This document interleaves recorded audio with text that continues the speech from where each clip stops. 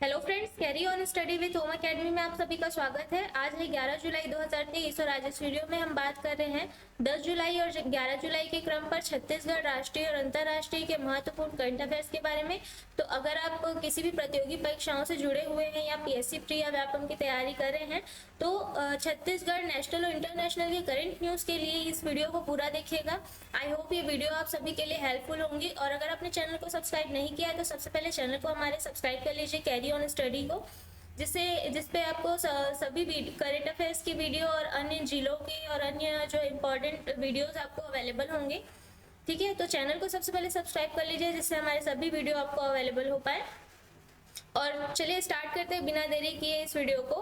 कल के प्रश्न से स्टार्ट करेंगे। कल का आपका प्रश्न दिया गया, हाल ही में भारत के पहले सहकारी संचालित सैनिक स्कूल की आधारशिला कहाँ रखी गई है।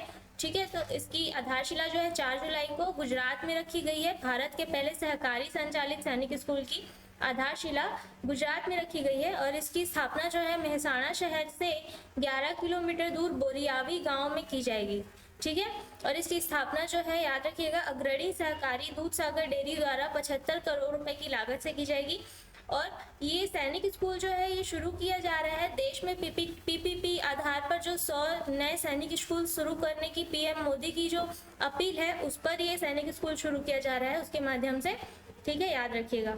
तो आपको याद रखना है भारत का पहला सहकारी संचालित सैनिक स्कूल गुजरात में शुरू किया जाएगा। इसकी आधारशिला रखी गई है गुजरात में। ठीक है, आज का प्रश्न देखते हैं। वर्ष 2023 में छत्तीसगढ़ी ओलंपिक में किन खेलों को शामिल किया गया है। तो वर्ष 2023 में छत्तीसगढ़ी ओलंपिक जो है आपके हरेली त्योहार से स्टार्ट होने वाला है।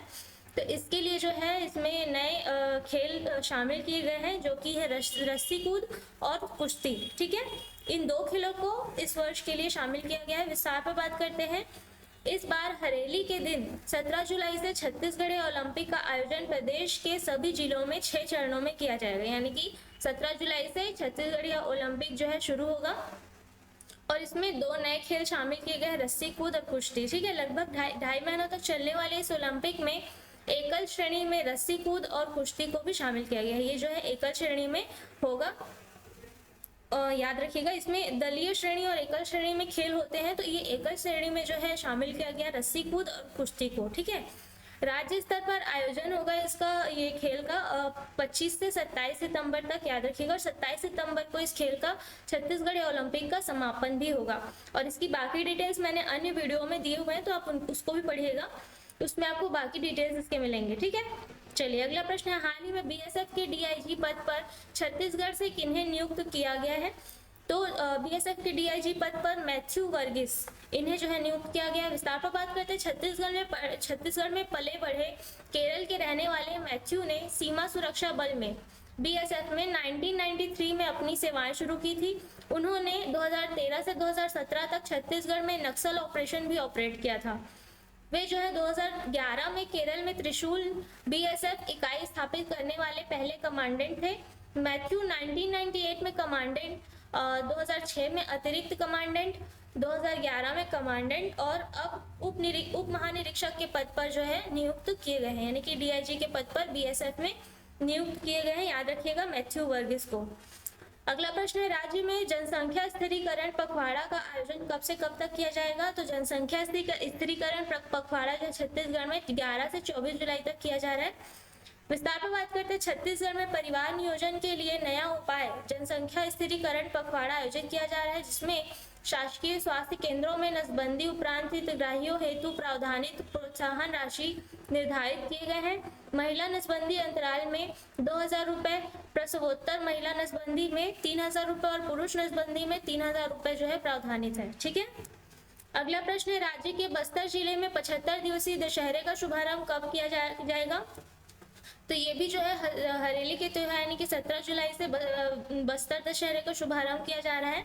विस्तार पर बात करते हैं। 75 दिनों तक चलने वाले बस्तर दशहरा का शुभारंभ 17 जुलाई से पाट यात्रा रस्म से किया जाएगा, जिसके लिए माचकोट वन क्षेत्र से लकड़ी लेकर ग्रामीण सिंह दौड़ी पहुंचेंगे और पाट यात्रा की रस्म जो है हरेली के दिन पूरी की जाएगी। ठीक है, हरेली के दिन 17 जुलाई को पाट यात्रा की रस्म पूरी होगी और उसी से यह त्योहार जो है शुरू होगा।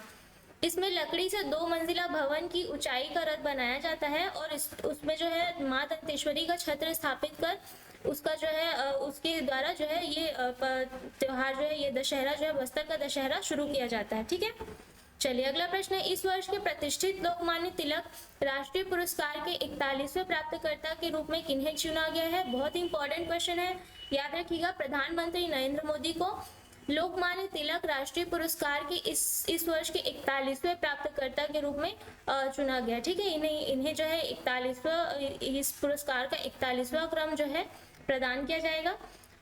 विस्तार में बात करते हैं, प्रधानमंत्री मोदी को उनके असाधारण नेतृत्व और नागरिकों के बीच देशभक्ति की भावना को बढ़ावा देने के प्रयासों के लिए यह पुरस्कार दिया जाएगा। प्रधानमंत्री को 1 अगस्त को लोकमान्य तिलक की 103 क्रम की पुण्यतिथि पर तिलक स्मारक मंदिर ट्रस्ट, जो कि हिंद स्वराज संघ द्वारा सम्मानित किया जाएगा। लोकमान्य तिलक 20वीं सदी से भारत के स्वतंत्रता संग्राम में एक प्रमुख व्यक्ति थे। इस पुरस्कार की शुरुआत जो है, लोकमान्य तिलक जो राष्ट्रीय पुरस्कार है, इसकी शुरुआत जो है 1983 में हुई थी, याद रखिएगा। ठीक है, अगला प्रश्न है, हाल ही में किस भारतीय शटलर ने कनाडा ओपन का खिताब अपने नाम किया है? तो लक्ष्य सेन ने जो है कनाडा ओपन का खिताब अपने नाम किया है, उन्होंने कनाडा ओपन का खिताब जीत लिया है। विस्तार में बात करते हैं, भारतीय शटलर लक्ष्य सेन ने ऑल इंग्लैंड चैंपियन चीन के ली शी फेंग को हराकर जीत हासिल की है। 50 मिनट चले इस टूर्नामेंट में लक्ष्य ने करियर का दूसरा टूर्नामेंट अपने नाम किया तथा वे इसे जीतने वाले 7 साल के बाद दूसरे भारतीय बने हैं। उन्होंने 2022 में कॉमनवेल्थ गेम्स में गोल्ड मेडल जीता था और इंडिया ओपन भी जीता था। ठीक है, अगला प्रश्न है, हाल ही में देश का पहला वैदिक थीम वाला पार्क कहाँ खोला गया है? तो ये जो है नोएडा में, उत्तर प्रदेश के नोएडा में खोला गया है। विस्तार में बात करते हैं, उत्तर प्रदेश के सीएम योगी आदित्यनाथ ने इसका उद्घाटन किया है।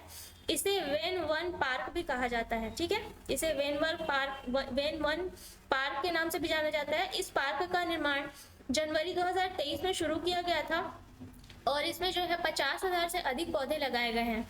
इसे वैदिक काल के 7 ऋषियों के नाम पर विभाजित किया गया है 7 क्षेत्रों में, जो कि हैं कश्यप ऋषि, अगस्त्य ऋषि, विश्वामित्र ऋषि, वशिष्ठ ऋषि, अत्रि ऋषि, गौतम ऋषि और भारद्वाज ऋषि। ठीक है, इन 7 ऋषियों के नाम पर 7 क्षेत्रों में इसे जो है विभाजित किया गया है।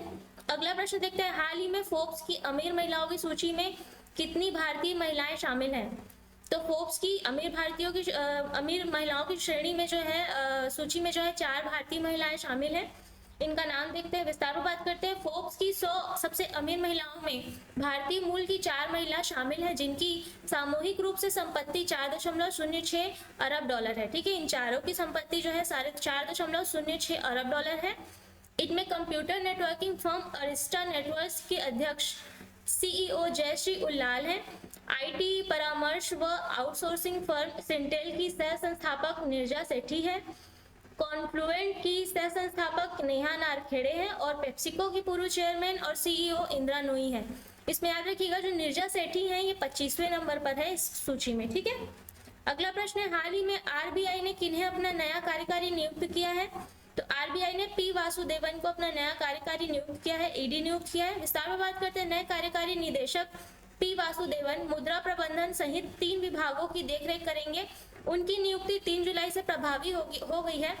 ठीक है, इससे पहले वे भुगतान और निपटान प्रणाली के विभाग के मुख्य महाप्रबंधक रहे हैं और उन्होंने पहले बैंकों और गैर बैंकिंग वित्तीय कंपनियों, भुगतान और निपटान प्रणालियों में भी काम किया है। ठीक है, अगला प्रश्न है, सरकार ने वस्तु एवं सेवा कर नेटवर्क को किस अधिनियम के तहत लाने का फैसला किया है?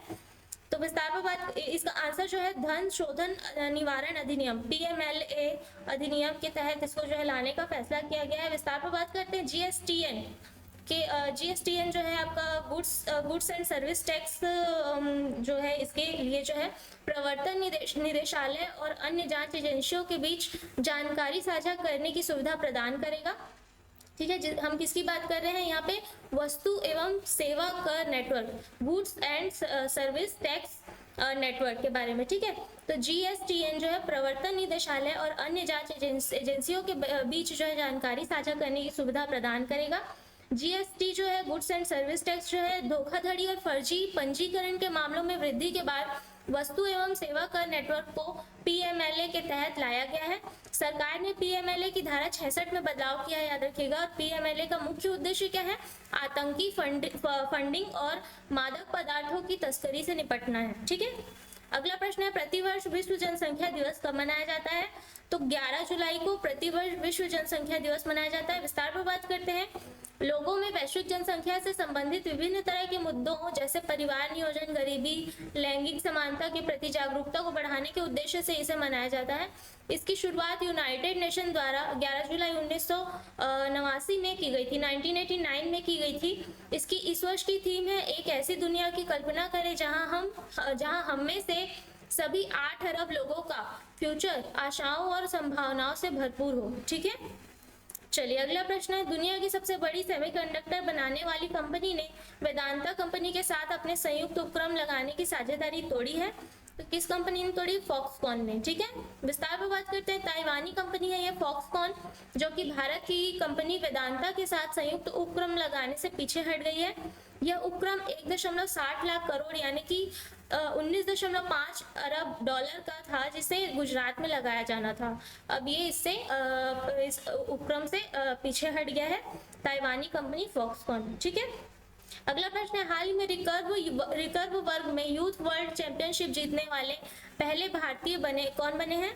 तो इसका आंसर आपको कमेंट बॉक्स पर देना। और साथ ही मैं बताना चाहूँगी कि हमारे अकेडमी में PSC pre, Vyapam, hostel warden जैसी classes, offline online classes available हैं। तो अगर आप किसी भी चीज़ की जानकारी लेना चाहते हैं तो दिए गए कॉन्टैक्ट नंबर पर कॉन्टैक्ट कर सकते हैं या विजिट कर सकते हैं हमारे अकेडमी में, ओम अकेडमी, अमर कॉम्प्लेक्स, गांधी चौक, जुना बिलासपुर में। तो आज की वीडियो में इतना ही। अगर आपको वीडियो पसंद आई हो तो वीडियो को लाइक और शेयर कर दीजिएगा और चैनल को सब्सक्राइब कर लीजिएगा। तो कल मिलते हैं अगले वीडियो में। धन्यवाद।